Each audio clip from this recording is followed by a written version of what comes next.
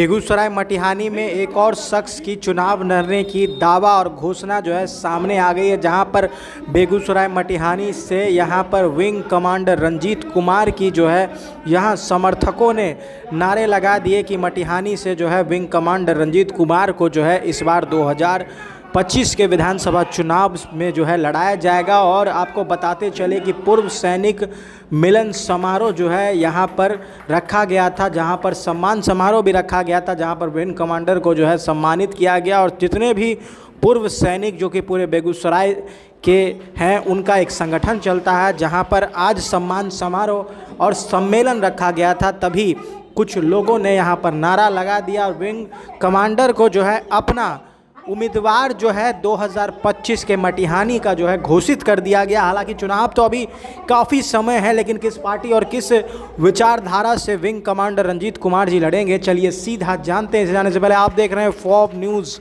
और क्या है इस सम्मान समारोह में सम्मान पाकर आखिर रंजीत कुमार क्या कहते हैं, और क्या चुनाव लड़ेंगे कि सिर्फ समर्थक का यहाँ वादा है। संघ के द्वारा विंग कमांडर रंजीत कुमार आपको मटिहानी का विधायक, मटिहानी का उम्मीदवार घोषित किया गया, इसके बारे में आप क्या कहना चाहेंगे? देखिए, ये पूर्व सैनिक संघ जो हमारा परिवार है, तो स्वाभाविक है ये परिवार का प्यार है और इन्होंने अपना प्यार भी प्रदर्शित किया है और संगठन की एक एकता भी प्रदर्शित की है। ये हमारे पूर्व सैनिक संघ की भावना है। हम इनकी भावना का पूर्ण रूप से हम स्वीकार इनकी भावना को करते हैं, इज्जत करते हैं इनकी भावना की। और इन्होंने ये बोला है कि मैं मटिहानी से चुनाव लड़ूं, ना इन्होंने ये बोला है कि इस पार्टी से लड़ूं या क्या करूं। तो हम जिस पार्टी में जुड़े हुए हैं, हमारी पार्टी की जो प्रक्रिया है उसको पूरी तरह से पूरा करते हुए मैं इनकी भावनाओं पे खरा उतरने का प्रयास करूंगा। पार्टी के निर्णय के अनुसार?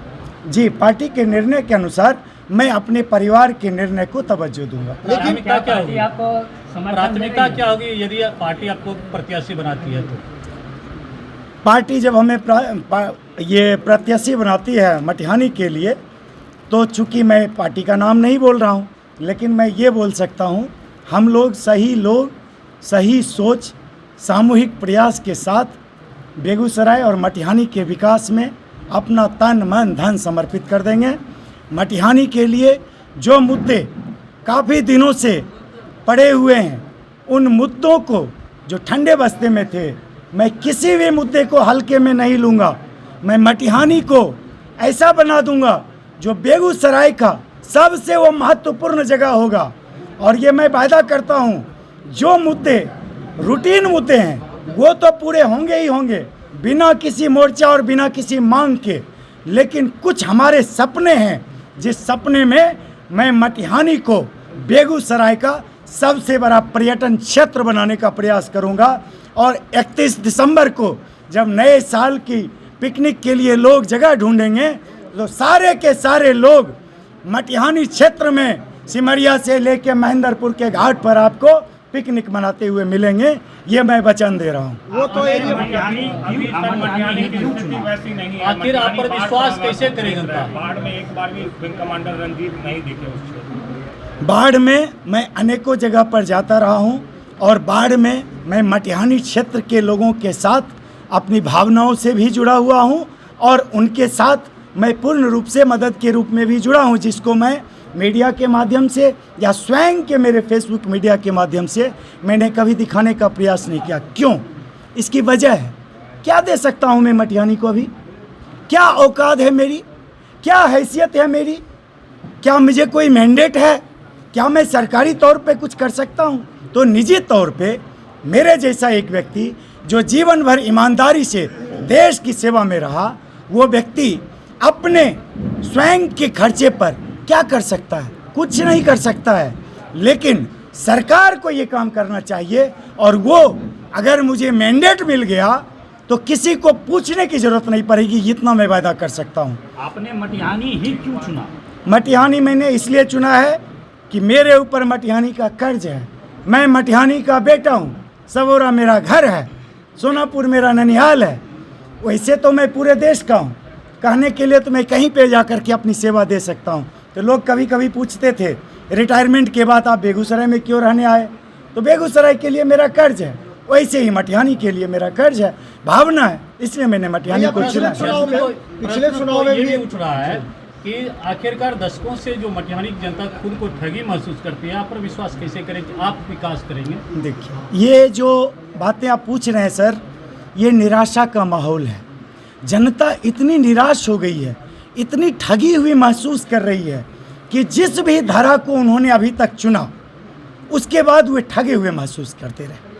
कम से कम पिछले 40 साल का इतिहास आप देखेंगे तो कोई न कोई दल आता रहा, किसी न किसी रूप में आता रहा। मैं किसी व्यक्ति का नाम नहीं लूँगा, किसी न किसी दल के नेता यहाँ से चुनाते चले गए, लेकिन अगर उनमें स्वयं की इच्छा शक्ति होगी भी तो पार्टी की तरफ से और दल की तरफ से उन्हें उस रूप में शायद सपोर्ट ना मिला होगा जिसके दम पर वह मटिहानी का पूर्ण रूप से बदलाव या विकास कर सकते थे। सबसे पहली प्राथमिकता क्या होगी यदि आपको वहाँ से चुनाव लड़ते हैं और जीतते हैं? मेरी सबसे पहली प्राथमिकता होगी जो मटिहानी के लिए है, शिक्षा, स्वास्थ्य, पलायन रोकना, ये बुजुर्गों के लिए 2000 पेंशन, कृषि नकदी, कृषि को बढ़ावा देना, ये सब जनसुराज का मुद्दा है। सॉरी मैंने नाम बोल दिया, लेकिन मेरे दल का मुद्दा है, वो हर जगह के लिए है। लेकिन मटिहानी के लिए जो मेरा सबसे पहला मुद्दा होगा वो बाढ़ का अस्थायी निदान करना होगा।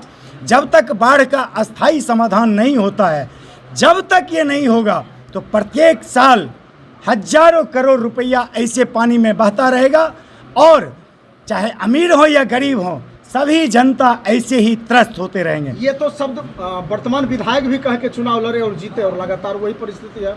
बाढ़ के लिए किस तरह की क्या सुनिश्चित व्यवस्था करना चाह रहे हैं? मैं वही बोल रहा हूँ, अस्थायी निदान करने के लिए हम जब बात कर रहे हैं तो अस्थायी निदान में अनेकों चीज़ें हैं। अगर सीधी सी आप बोलेंगे बात तो कोई भी बोल सकता है गंगा के बेड को साफ करेंगे, हम नए सिरे से बांध का निर्माण करेंगे, हम वो सब काम करेंगे जिससे कि बाढ़ आए ही ना। लेकिन मेरा कहना है, हम जिस दल से जुड़े हैं हम लोग ऑर्गेनाइज तरीके से काम करते हैं। अगर हमें मैंडेट मिलता है तो मैं आपको वचन दे रहा हूं कि यहाँ एक विशेषज्ञों की टीम लाई जाएगी और उनसे ये निर्णय कराया जाएगा उनके सलाह पे कि आप बताइए कि इसका समाधान कैसे होगा। ये मैं वचन दे रहा हूँ और जब वो जो चीज़ कहेंगे वो सब कुछ करके किया जाएगा, इतना मैं वचन भी दे रहा हूँ और इसके लिए मैं प्रतिबद्ध हूँ। अगर मटिहानी की जनता का आशीर्वाद आपको मिलता है तो आप प्रमुखता से किन कार्यों को करेंगे?